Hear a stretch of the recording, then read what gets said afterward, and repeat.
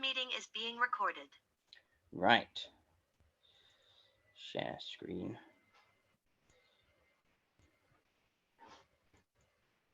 Can everybody see that okay?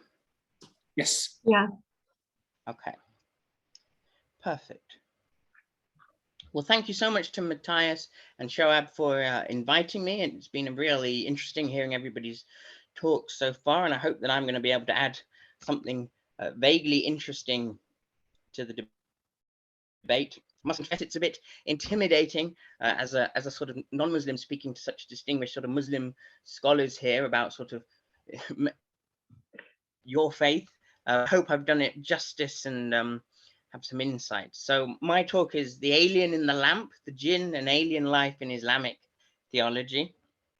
And the gist of what's going to happen is I'm going to argue that the Jinn provide a useful model by which Muslims can understand possible alien life. In the same way that Islam can accommodate the existence of the Jinn, it can take that sort of model and apply it to non-human or relatively non-human alien life.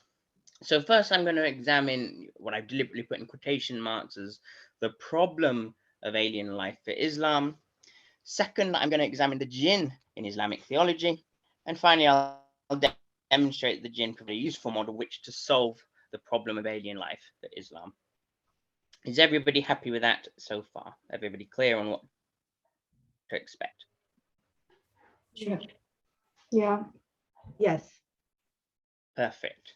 Okay, so should we discover intelligent extraterrestrials, a number of difficult questions will have to be answered by Muslims. And we examined many of these questions yesterday.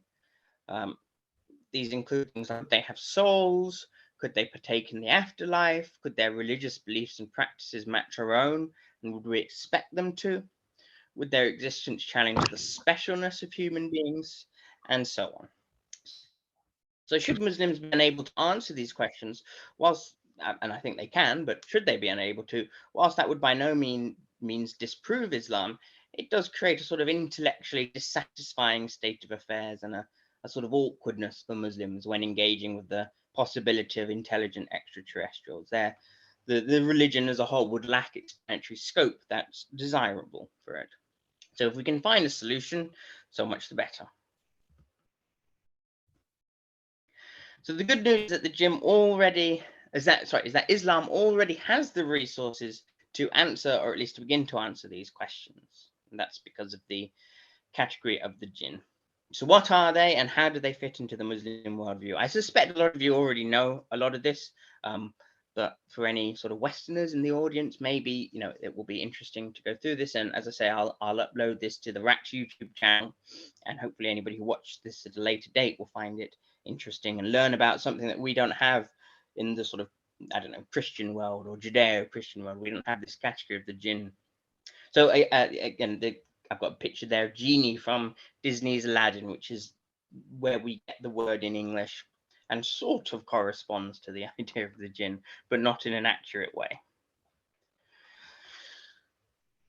So it's very important before we begin not to conflate the Jinn with angels, either Judeo-Christian or Islamic, nor should they be conflated with Judeo-Christian demons, although things are less clear when it comes to Islamic demons.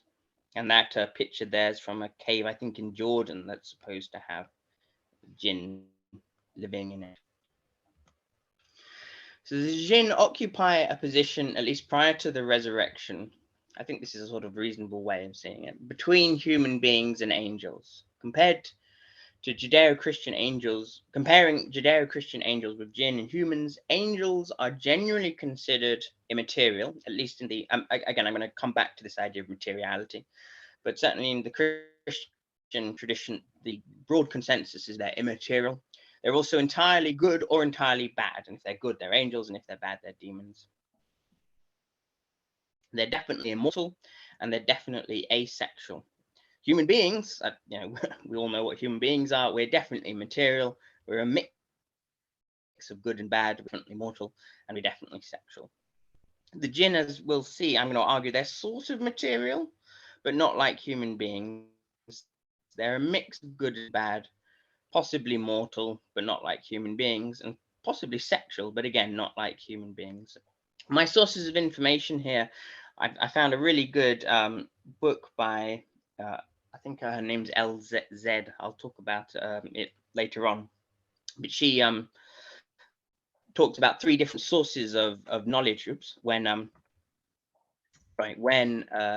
examining Islam. First of all, you have the Quran, then you have the Hadith, and then you have I don't know, preeminent Muslim historical theologians and schools of thought throughout the ages that are considered.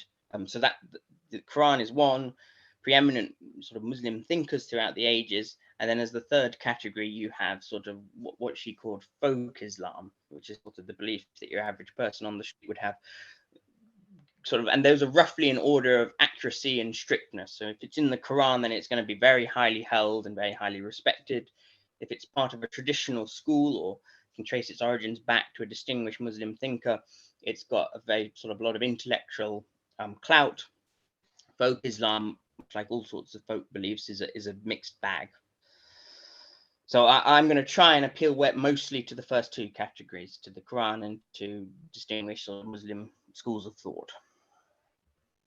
So human beings are very clearly made up of matter, and that's tested in the Quran, but we have an immaterial element.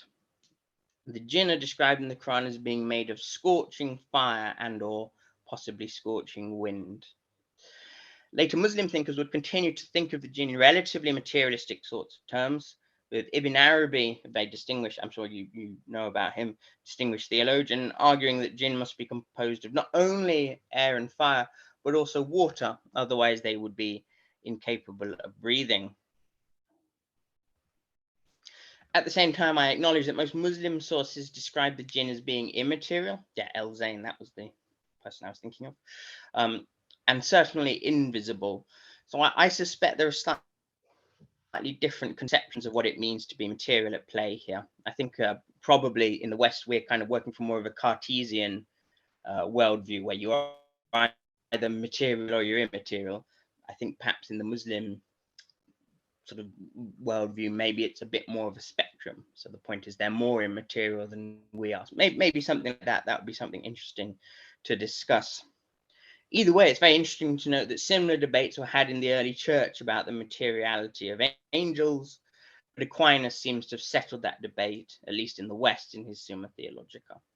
Ultimately, it doesn't matter too much for our purposes whether or not the Jinn are material, but it would be nice if they were, since this would increase their similarity to possible extraterrestrials. Next on to morality, free will, and the afterlife. The Jinn are capable of good and evil. They have free will, and they will be judged at the resurrection alongside human beings. Angels, on the other hand, in all 3 Abrahamic faiths are totally obedient to God. And indeed, in Islam, many thinkers held that angels don't really have free will, such as Abdul Qadir al-Gilani, who wrote, "Angels have no will, while prophets have no passion, and the rest of humans and jinn have both will and passion, except for certain saints who are free of passion." That's not a complete consensus. There are Muslim thinkers who think angels do have free will, so you need to look at the individual thinker.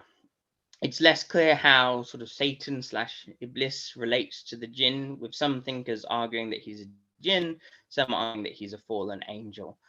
I would assume that very few people are arguing he's a fallen angel and that angels don't have free will. Otherwise, that would seem to be a contradiction there. So I would assume the group that argue Iblis is a fallen angel also think angels have free will.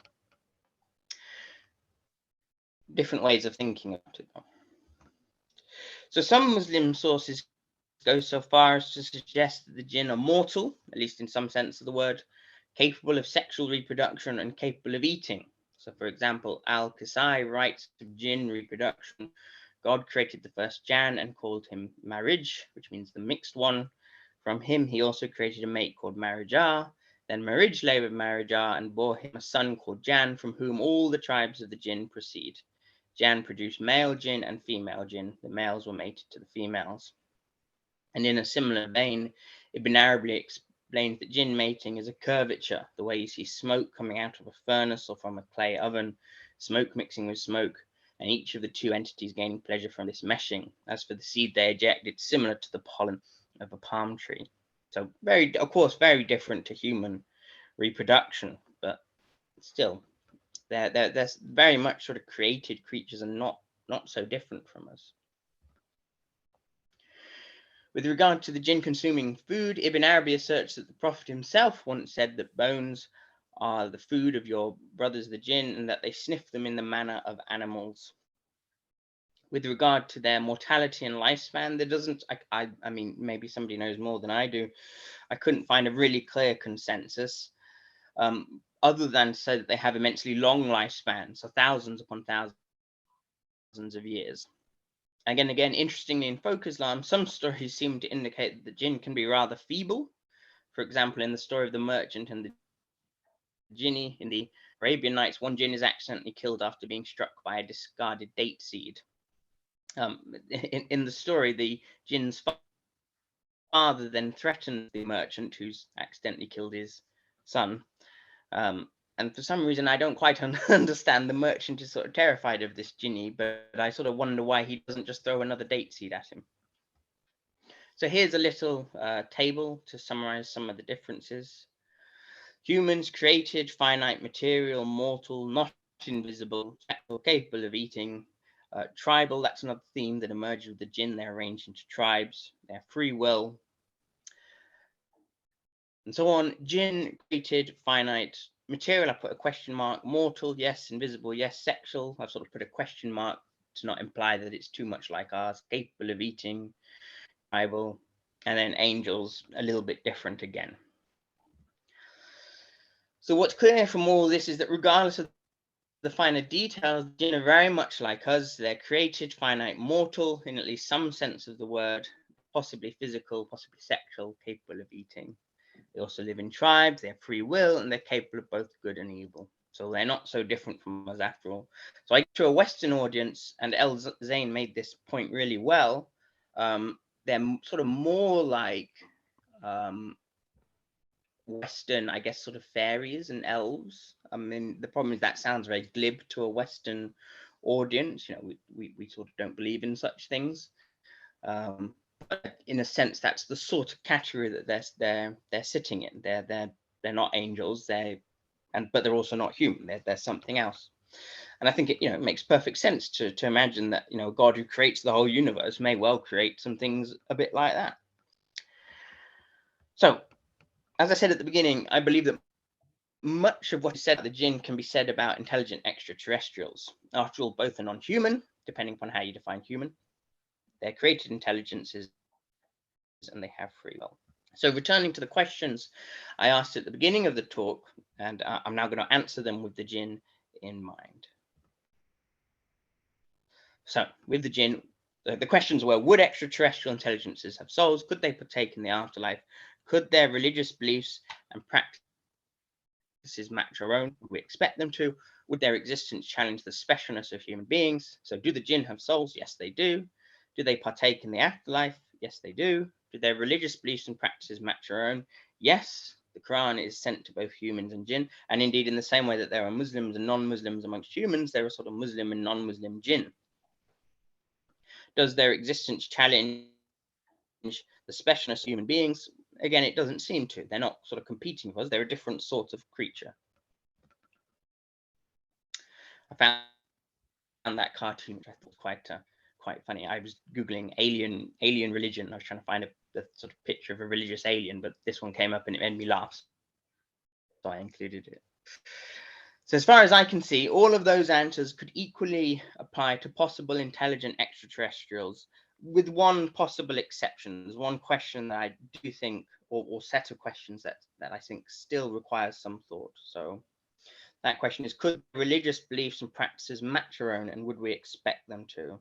And the difficulties here, and again, Matthias pointed this out when we spoke a few weeks on Zoom. The difficulties here are simply that the Quran is very clearly tied to a particular time, place, historical context, and indeed person, and that Muslim practices are tied to both the Quran and to specific geographical locations. And this raises a number of tricky questions. I don't think they're insurmountable questions, but they do require a little bit of thought. So there are things like, would they have the same Quran as we do? Yeah, would it make sense to them if they did, you know? Or would they have a different one? And given the importance of the Quran for Islam, is this an acceptable possibility? Would it be in sort of 6th/7th century Arabic? Does that mean that they speak Arabic? And if they don't, then how do they understand it? And if they do, I mean, it's not beyond God's power to arrange the world that two groups of people speak identical languages despite being separated, but it seems a bit incongruous. If it's not in Arabic, would it then be in alienish? But would this mean that they only have a translation of the Quran, which isn't the Quran? Or is that okay in this situation? Would they pray facing Mecca? Seems impractical. Or do they have their own one? And do they have their own prophets? If so, what's the status of these prophets compared to our earthly ones? Does one of them have the same final status as Muhammad? Questions like that. There are others that we could add. I don't think that these questions are insurmountable, but they do require some thought. And indeed, I don't think these questions are any more difficult than the ones facing Christians when engaging with these sorts of possibilities. So I'm optimistic that Muslims will find a theologically acceptable solution, and that's an exciting prospect as we continue our search for alien life. So to summarize, if there are intelligent extraterrestrials, then the Jinn provide us with a useful example of how Islam might accommodate these creatures. And we can also begin to answer the questions we asked at the beginning of the talk. Would they have souls? Well, presumably they would. Could they partake in the afterlife? Presumably they could. You know, again, a distinction between whether they could and whether they would, that's up to God, but presumably they could. Would their existence challenge the specialness of human beings? Well, not if the existence of the Jinn doesn't, which it doesn't seem to. The question of whether or not their religious beliefs and practices would match our own and whether we would expect them to, I think does remain unanswered. And so my ultimate conclusion is that it's a useful and fruitful topic for future exploration. Those are the sources. So thank you for listening. I'll stop recording so people can speak, so they don't have to worry about ending up on anything.